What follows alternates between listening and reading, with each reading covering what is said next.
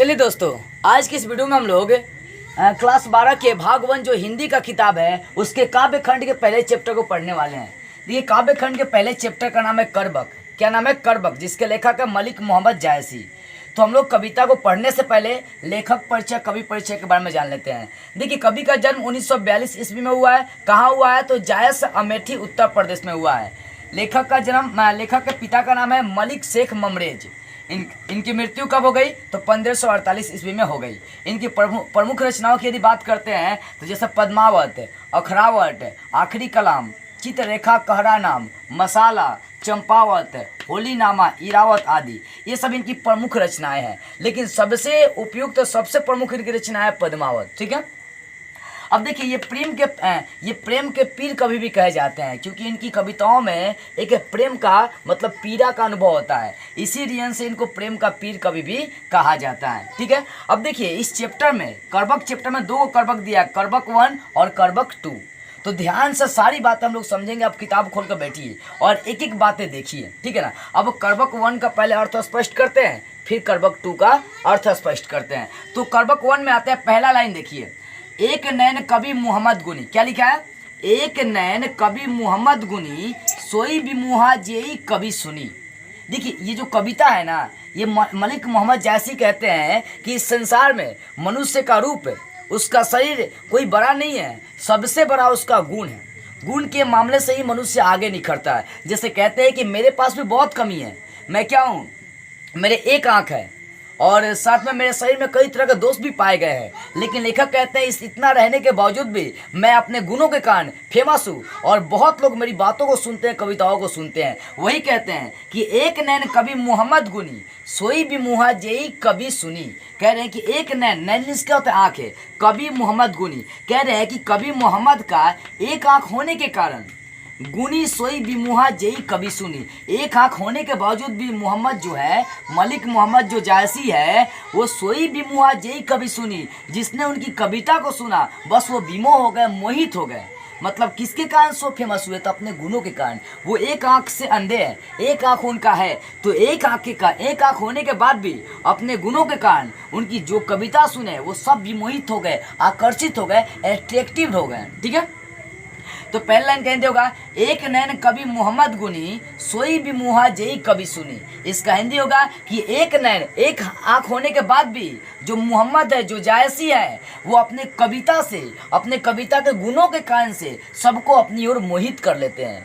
देखिए, दूसरा लाइन में चलते हैं, चांद जैस जग विधि अवतारा, दिन कलंक किन उजियारा, जग सुझा कई नैनाहा, हुआ सुख अस नखटनहा माहा। ठीक है। किताब से देखिए, लिखा हुआ है कि चांद जैस जग विधि अवतारा, दिन कलंक किन उजियारा, जग सुझा एक ही नैनाहा, हुआ सुख अस नक्तनहा महा। अब देखिए, यहाँ पर कहते हैं जायसी, मतलब मलिक मोहम्मद जायसी कहते हैं कि चांद जैस विधि अवतारा, मतलब भगवान ने भी मुझको चांद के जैसा जन्म दिया, चांद के जैसा ही उतारा। दिन कलंक किन उजियारा, दिन कलंक किन उजियारा, लेकिन कुछ ना कुछ मेरे शरीर में, मेरे अंग में क्या किए? कलंक दे दिए। अब कैसे? तो आगे कहते हैं, दिन कलंक किन उजियारा, लेकिन जो चांद होता है वो, उस चांद में भी क्या होता है? कुछ ना कुछ दाग होता है। देखिएगा, चांद में भी क्या होता है? दाग दिखाई देता है। वो दाग होने के बावजूद भी चांद सबको उजियारित करता है, प्रकाश फैलाता है, प्रकाशमान करता है। उसी प्रकार मेरे अंदर भी भगवान ने चांद के समान उतारा है, लेकिन कुछ ना कुछ मेरे अंदर भी दाग है, लेकिन मैं अपने गुणों के कारण से इस संसार को समझा और अपने गुणों के कारण से इस संसार में फेमस हो गया। वही कहते हैं कि चांद जैस, ध्यान दीजिएगा, चांद जैस जग विधि अवतारा, दिन कलंक किन उजियारा, जग सूझा एक ही नैनाहा, हुआ सुख अस नक्तनहा महा। कहते हैं कि चांद के जैसा ही भगवान मुझको भी उतारा। लेखक मोहम्मद जायसी कहते हैं कि भगवान ने मुझे चांद के जैसा ही जन्म दिया, दिन कलंक किन उजियारा, लेकिन कुछ ना कुछ मेरे अंदर क्या किया? मतलब कुछ ना कुछ कलंक दे दिया, कुछ ना कुछ कमी दे दिया। लेकिन जो चांद होता है, इतने चांद में भी दाग होने के कारण से चांद सबको उजियारता है, प्रकाश देता है। थोड़ा सा ध्यान से भाषा बनाइएगा। क्या ना, चांद जैस जग विधि अवतारा, मतलब चांद के जैसा भगवान ने क्या किया? मोहम्मद जायसी को भी जन्म दिया। जिस प्रकार चांद में कलंक होता है, कलंक होने के बावजूद भी, दाग होने के बावजूद भी चांद उजियारता है, अपने गुणों के कारण प्रकाशमान होता है, उसी प्रकार ये जो लेखक हैं मोहम्मद जायसी हैं, वो अपने गुणों के कारण फेमस होना चाहते हैं। कहते हैं जग सूझा एक ही नैना, मतलब एक ही नैन से उन्होंने जग को सोचा समझा। हुआ सुख अस नक्तनहा महा, कहते हैं कि जो सुख होता है वो नक्षत्रों के बीच अपनी महिमा को बिखेरता, अपने प्रकाश को बिखेरता है। उसी प्रकार एक नैन होने के बावजूद भी इन्होंने जग में अपनी गुणों को बिखेर डाला। के बिखरे हैं, मतलब कौन बिखरे हैं? तो मोहम्मद जायसी, मलिक मोहम्मद जायसी एक आँख होने के बावजूद भी अपने कला को, अपने गुण को क्या क्या निखार दिए। इससे यही बताना चाहते हैं वो कि इंसान की कीमत उसके रूप के कारण, उसके शरीर के कारण नहीं होता है, उसके गुणों के कारण होता है। ठीक है। एक नैन कवि मोहम्मद यहाँ पढ़ते हम लोग, चांद जैस जग विधि अवतारा, दिन कलंक किन उजियारा, जग सूझा एक ही नैना, हुआ सुख अस नक्तनहा मा। इसका हिंदी होगा कि लेखक को भगवान भी चांद के समान ही जन्म दिया, लेकिन कुछ ना कुछ उनमें कमी दे दिया। जिस प्रकार चांद में दाग होता है उसी प्रकार लेखक में भी दाग है, और चांद दाग होने के बावजूद भी पूरी दुनिया को प्रकाशमान करता है, उजियारा करता है। लेखक उसी प्रकार एक नैन से इस जग को सोचा समझा, और जिस प्रकार जो सुख होता है, जो शुक्र ग्रह होता है वो नक्षत्रों के बीच उजियारता है, उसी प्रकार एक आँख से ये भी अपने जग में गुणों को बिखेर देना चाहते हैं और बिखेर दिए। एक बार और शॉर्ट भाषा में इसको समझाऊंगा इस लाइन को, ठीक है, इसलिए समझा रहा हूँ ताकि आपको बेटर से समझ में आ जाए। ठीक है।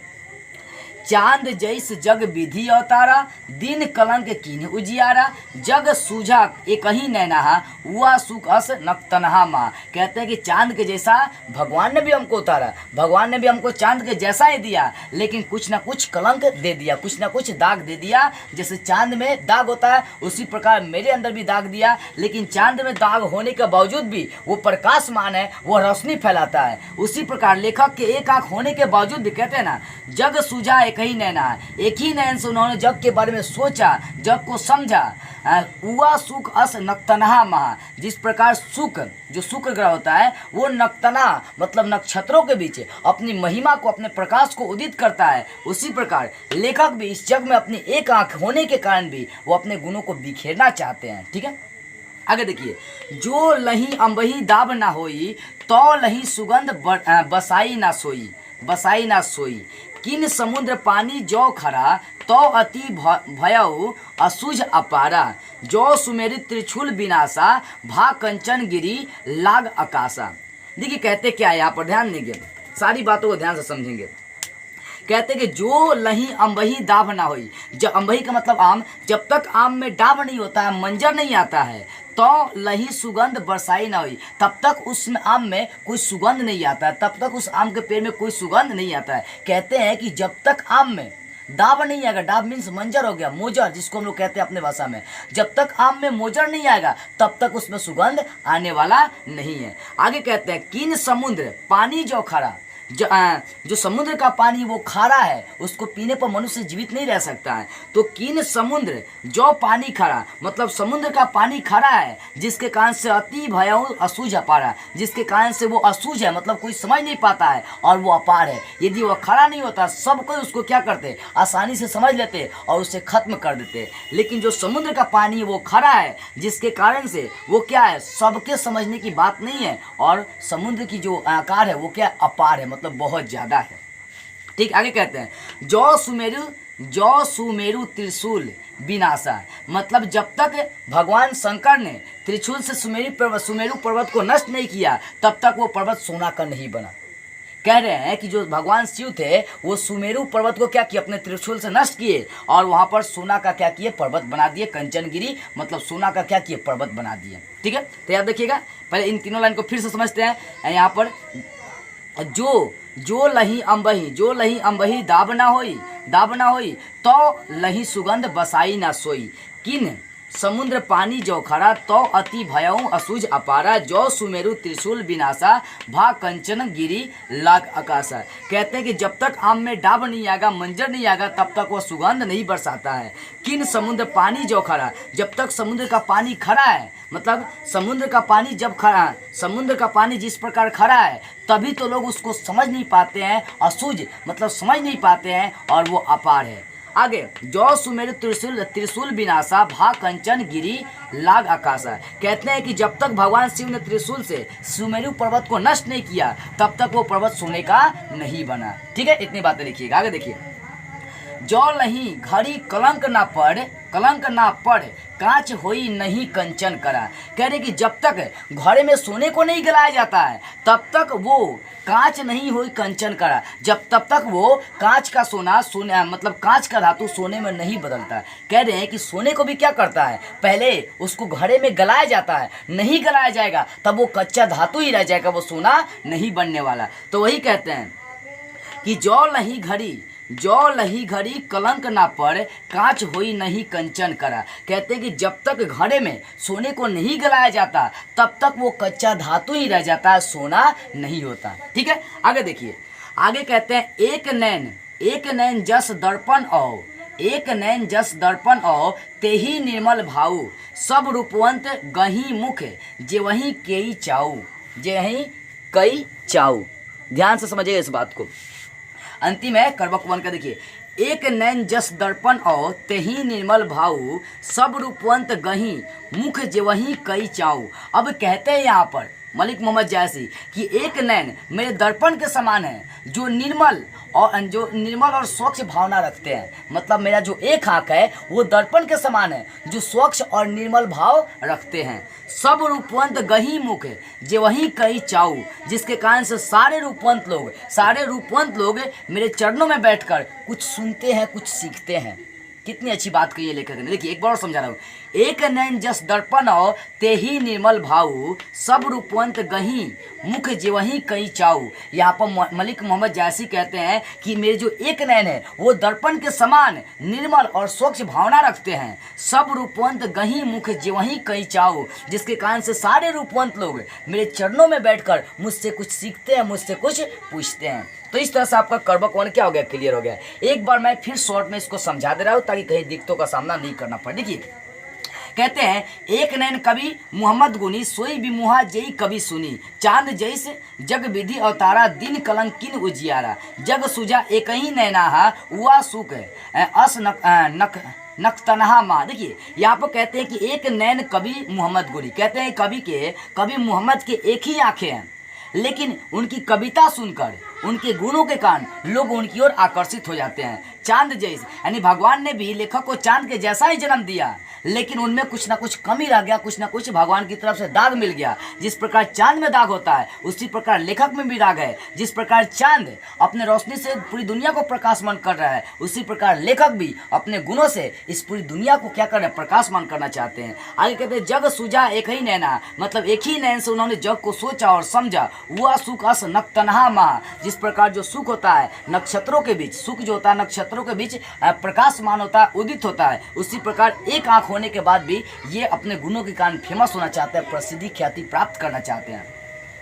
आगे कहते हैं, जो लही अम्बही दाब ना हुई, मतलब जब तक आम में डाब नहीं आएंगे, मंजर नहीं आएंगे, तब तक उस आम के पेड़ में कोई गंध बरसने वाला नहीं है। किन समुद्र पानी जो खरा तो अति भयऊ असुज अपारा। समुद्र का पानी खरा होता है जिसके कारण से कोई उन्हें समझ नहीं पाता है और वो अपार भी होता है। ठीक है, जो सुमेरु त्रिशूल विनाशा भा कंचन गिरी लाग आकाशा। कहते हैं कि जब तक भगवान शिव ने त्रिशूल से सुमेरु पर्वत को विनाश नहीं किया, नष्ट नहीं किया, तब तक वो पर्वत सोने का नहीं बना। आगे, जो लही घड़ी कलंक न पड़ कांच होई नहीं कंचन करा। कहते हैं कि जब तक सोने को घड़ा में नहीं गलाया जाएगा तब तक वो कच्चा धातु ही रहेगा, सोना नहीं रहेगा। आगे कहते हैं, एक नैन जस दर्पण औ तेही निर्मल भाऊ सब रूपवंत गही मुख जिवहीं कई चाऊं। कहते हैं कि मेरी जो एक नयन है, जो मेरी एक आंखें है, वो दर्पण के समान निर्मल और स्वच्छ भावना रखते हैं। सब रूपवंत गही मुख जिवहीं कई चाऊं, जिसके कारण से सारे रूपवंत लोग मेरे चरणों में बैठकर कुछ सुनते हैं, कुछ सीखते हैं। तो इस तरह से आपका क्या होगा, करबक 1 क्लियर हो गया। अब इसी चैप्टर का करबक 2 देखते हैं। अब देखिए करबक 2 क्या है। इसमें लेखक कहते हैं कि मुहम्मद यही कभी जोड़ी सुनावा। करबक 2 में चलते हैं। मुहम्मद यही कभी जोड़ी सुनावा, सुना जो प्रेम पीर गा पावा। कह रहे हैं यहाँ पर लेखक कि मुहम्मद मतलब जोड़ जोड़ कर ये जो है ना कविता सुना रहे हैं, और जो भी सुना वो प्रेम के पीर का अनुभव किया। शुरू में ही आपको बता दिया गया था कि ये प्रेम के पीर कवि है, प्रेम के पीर कवि इनको कहा जाता है। तो मुहम्मद ने क्या किया, छोटे छोटे पंक्ति जोड़ जोड़ कर ये कविता बनाया और सारे लोगों को सुनाया, और सारे लोग सुनने के बाद जो भी लोग सुने वो सब प्रेम का पीर महसूस करने लगे, विरह महसूस करने लगे, वेदना महसूस करने लगे।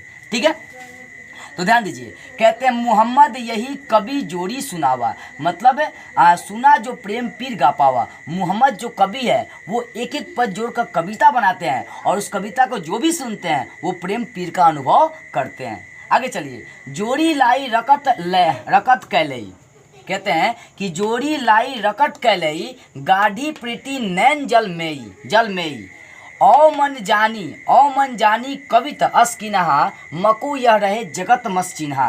देखिए कहते हैं कि जोड़ी लाई रकत कैलई। कहते हैं कि खून के ले की तरह मैंने क्या किया, इस कविता को जोड़ा है। खून की ले से इस कविता को जोड़ जोड़ कर मैंने बनाया। गाढ़ी प्रीति मतलब गाढ़ा प्रेम में इन्होंने अपनी आंखों से जल बरसाकर क्या किया, इसको सींचा है। मतलब गाढ़े प्रेम के रूप में अपने नयन से जल बरसाए, और इस पंक्ति को सींच कर इन्होंने लिखा है। कहते हैं कि जोड़ी लाई रकत कैलई, गाढ़ी प्रीति नैन जलमई। इसमें कहते हैं कि मैंने रक्त को अपने रक्त के ले बनाकर इस कविता को सींचा है, एक एक पंक्ति को सींचा है। गाढ़ी प्रीति नैन जलमई, और अपने गाढ़े प्रेम में और अपने गहरे प्रेम में मैंने क्या किया, अपनी आंखों के जल से इस कविता को सींचा है। आगे कहते हैं औ मन जानी कवित अस्किनहा, मकु यह रहे जगत मंचिनहा। कहते हैं औ मन जानी, मैंने यह जानकर इस कविता की रचना किया। मकु यह रहे जगत मस चिन्हा। कहते हैं कि मैं रहूं चाहे नहीं रहूं, लेकिन जगत में यह निशानी के रूप में रहेगा। कह रहे हैं कि आदमी का रूप नष्ट हो जाएगा, आदमी भी नष्ट हो जाएगा, लेकिन उसका गुण, उसका ख्याति, उसका कीर्ति, उसका यश इस संसार से कभी नष्ट नहीं होने वाला है। वही कहते हैं कि औ मन जानी कवित अस किन्हा, मकु यह रहे जगत महचिन्हा। कहाँ सो रतन सेनी अस राजा, कहाँ सुआ असी बुद्धि उपराजा। ध्यान दीजिए। औ मन जानी कवित अस्किना का मतलब मैंने यह जानकर कविता की रचना किया, कविता लिखा। मकु यह रहे जगत मचीना, मैं रहूं चाहे नहीं रहूं, लेकिन इस संसार में यह निशानी के रूप में, चिन्ह के रूप में जरूर रहेगा। ठीक है, आगे देखिए। कहाँ सो रतन सेनी अस राजा, कहाँ सुआ असी बुद्धि उपराजा। कहाँ अलाउद्दीन सुल्तानू, कहाँ राघव जई किन बखानू। कहाँ सुपुरुष पद्मावती रानी, कोई न रहा जग रही कहानी। कहते हैं कि अब वो रतन सेन राजा कहाँ है, वो बुद्धिमान सुगा कहाँ है, वो अलाउद्दीन सुल्ताना कहाँ है, वो राघव राव कहाँ है, और वो पद्मावती रानी भी कहाँ है। इस संसार में अब कोई नहीं रहा, कोई न रहा जग रही कहानी, बस उनकी अब कहानी रह गई है। लेखक कहते हैं कि इस संसार में इंसान मर सकता है। जैसे कहते हैं कि अब रतन सेन भी नहीं है, जो महान रतन सेन राजा था वो भी नहीं है, वो कहाँ गए। जो बुद्धिमान सुगा था, जो राजा को मतलब अच्छे अच्छे बुद्धि दिया करते थे, वो अब सुगा भी नहीं है, अलाउद्दीन सुल्तान भी नहीं है, राघव राज भी नहीं है, यहाँ तक कि पद्मावती रानी भी नहीं है, ये सब मर गए। लेकिन उनकी जो कहानी है इस संसार में व्याप्त है, सब कोई पढ़ता है। इसलिए लेखक कहते हैं कि रूप से कुछ नहीं होने वाला, शरीर से कुछ नहीं होने वाला, बस इंसान के पास गुण होना चाहिए, वही गुण इंसान को पूरी दुनिया में निखारती है। तो कहाँ सो रतन सेनी अस राजा, कहाँ सुआ असी बुद्धि उपराजा। कहाँ अलाउद्दीन सुल्तानू, कहाँ राघव जय किन बखानू। लेखक कहते हैं कि अब वो रतन सेन राजा कहाँ है, अब वो बुद्धिमान सुगा जो है वो अब कहाँ है, अलाउद्दीन सुल्ताना कहाँ है, राघव राज कहाँ है, पद्मावती रानी कहाँ है। अब ये कोई नहीं रहे, सब के सब मर गए, जग रही कहानी, बस जग में इनकी कहानी रह गई। आगे देखिए। धनी सो पुरुष जस कीर्ति जस, धनी सो पुरुष जस कीर्ति जस, फूल मरे पे मरे ना बासु। कहते हैं कि जो धनी पुरुष वही है, धनी मनुष्य वही है जिसकी संसार में कीर्ति है, यश की गाथा गाई जाती है, क्योंकि वो मनुष्य मर जाएगा लेकिन उसकी कीर्ति हमेशा गाई जाएगी। जैसे फूल मरे पे मरे ना बासु, फूल मुरझा जाती है, मर जाती है, लेकिन उसका बास, उसका सुगंध कभी नहीं मरता। आई समझ में बात है? देखिए, कहते हैं कि धनी मनुष्य वही है जिसकी संसार में कीर्ति है, यश गाथा है, उसका गुणगान है। ठीक है ना? मतलब धनी सो पुरुष जस कीर्ति जासु, धनी सो पुरुष जस कीर्ति जासु, फूल मरे पे मरे ना बासु। कहते हैं कि धनी मनुष्य, धनी पुरुष वही है जिसकी संसार में कीर्ति है, यश गाथा गाई जाती है, क्योंकि वह मनुष्य मर जाएगा लेकिन उसकी कीर्ति, यश गाथा हमेशा रहेगी। जैसे फूल मरे पे मरे ना बासु, जैसे फूल मर जाती है, मुरझा जाती है, लेकिन उसका सुगंध, उसका बास नहीं मरता है। ठीक है, आगे देखिए। केई ना जगत जस बेचा, केई ना लीन जस मोल। कहते हैं कोई भी इस जगत में यश को नहीं बेचा, अपनी कीर्ति को नहीं बेचा, कोई ना लीन जस मोल, और कोई उस यश को खरीद भी नहीं पाया, मोल भी नहीं लगा पाया। जो यह पढ़े कहानी हम सवरे द्वि बोल, और यह जो कहानी पढ़ेंगे वह दो लफ्जों में मेरे बारे में जरूर कुछ ना कुछ बोलेंगे। तो एक बार देखिए, केई जगत, केई ना जगत जस बेचा, मतलब कोई भी जगत में यश को नहीं बेचा और ना ही यश को खरीदा है, मोल लगाया है। जो यह पढ़े कहानी, जो लोग भी इस कहानी को पढ़ेंगे वह दो लफ्जों में मेरे बारे में कुछ ना कुछ बोलेंगे। हम सवरे दुई बोल, दो बोल में जरूर मेरे बारे में कुछ ना कुछ बोलेंगे। ये मलिक मोहम्मद जायसी कहते हैं। तो इस तरह से आपका करबक 2 क्लियर हो गया। एक बार और संक्षेप में मैं समझा दे रहा हूँ ताकि जो भी बातें अभी समझ में नहीं आई होगी वो सब समझ में आ जाएगी। देखिए, कहते हैं मुहम्मद यही कभी जोरी सुनावा, सुना जो प्रेम पीर गा पावा। कहते हैं कि मोहम्मद जायसी कहते हैं कि मैंने इस कविता को छोटे छोटे पंक्ति को जोड़ जोड़ के बनाया हूँ, और जिसने सुना उसने प्रेम पीर का अनुभव किया। जोड़ी लाई रकत कैलई, गाढ़ी प्रीति नैन जलमई। कहते हैं कि मैंने रक्त की लेई बनाकर इस कविता को जोड़ा है और गाढ़े प्रेम में अपनी आंखों से आंसू बरसाकर इसको भिगोया है। ओ मन जानी कवित अस्किनहा, मकु यह रहे जगत मह चिन्हा। कहते हैं कि मैंने यह जानकर कविता की रचना किया कि मकु यह रहे जगत मह चिन्हा। मैं रहूँ चाहे नहीं रहूँ, लेकिन जगत में यह चिन्ह के रूप में, निशानी के रूप में जरूर रहेगा। कहाँ सो रतन सेनी अस राजा, कहाँ सुआ असी बुद्धि उपराजा, कहाँ अलाउद्दीन सुल्तानु, कहाँ राघव जई किन बखानु, कहाँ सुपुरुष पद्मावती रानी, कोई ना रहा जग रही कहानी। कहते हैं कि अब वो रतन सेन का राजा कहाँ है, वो बुद्धिमान सुगा कहाँ है, वो सुल्तानु अलाउद्दीन कहाँ है, वो राघव राज कहाँ है, वो सुपुरुष सुंदर पद्मावती कहाँ है। अब कोई नहीं रहे, सब के सब मर चुके, बस जग में उनकी कहानी है, सब कोई उनकी कहानी को सुनते हैं। आगे, धनी सो पुरुष जस कीर्ति जासु, फूल मरे पे मरे ना बासु। कहते हैं कि धनी पुरुष वही है, महान पुरुष वही है जिसकी संसार में कीर्ति गाई जाती है, यश गाथा गाई जाती है, क्योंकि मनुष्य मर जाएगा लेकिन उसकी गाथा, उसकी कीर्ति, उसके गुणों का बखान कभी मरने वाला नहीं है। जिस प्रकार फूल मरने के बाद भी वो गंध देती है, बास देती है, उसी प्रकार मनुष्य मरने के बाद भी वो क्या करेगा, उसकी यश गाथा, कीर्ति हमेशा जीवित रहेगी। आगे कहते हैं केई ना जगत जस बेचा, केई ना लीन जस मोल, जो यह पढ़े कहानी हम सवरे दी बोल। कह रहे हैं कि इस संसार में, इस जगत में यश को किसी नहीं बेचा, किसी ना बेचा। मतलब कह रहे हैं कि इस संसार में यश को किसी ने नहीं बेचा और ना ही उसका मूल लगा पाया, मतलब यश का नहीं मूल लगा पाया, नहीं खरीद पाया। ठीक है ना? जो यह पढ़े कहानी हम सवरे दी बोल, और जो भी इस कहानी को पढ़ेंगे वो दो लफ्जों में मेरे बारे में कम से कम बोल कर जाएंगे। तो इस तरह से आपका करबक 1 करबक 2 क्लियर हो गया। आई होप आपको ये भाषा भी अच्छी तरह से समझ में आ गई होगी। तो बस आज के इस वीडियो में इतना ही। अगले वीडियो में हम लोग इस चैप्टर के क्वेश्चन आंसर के साथ फिर मिलेंगे।